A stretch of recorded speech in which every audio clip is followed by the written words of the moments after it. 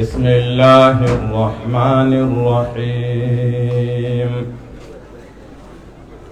الحمد لله الذي أنزل على عبده الكتاب ولم يجعل له عوجا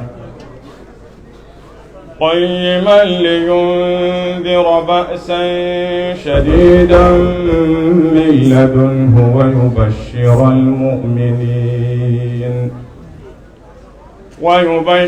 المؤمنين الذين يعملون الصالحات أن لهم أجرا حسنا ماكثين فيه أبدا وينذر الذين قالوا اتخذ الله ولدا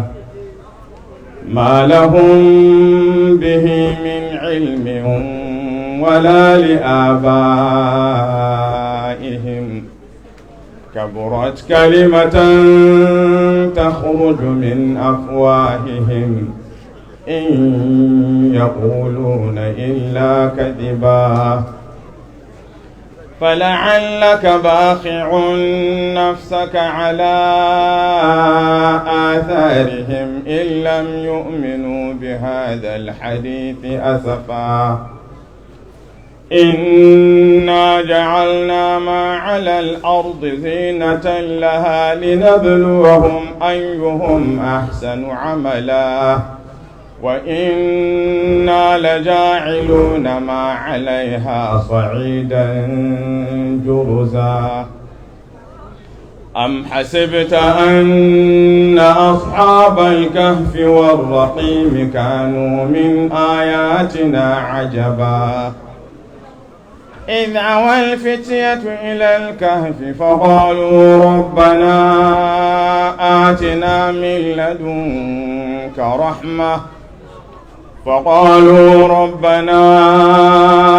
آتنا من لدنك رحمة وهيئ لنا من أمرنا رشدا فضربنا على آذانهم في الكهف سنين عددا ثم بعثناهم لنعلم أي الحزبين أحصى لما لبثوا أمدا.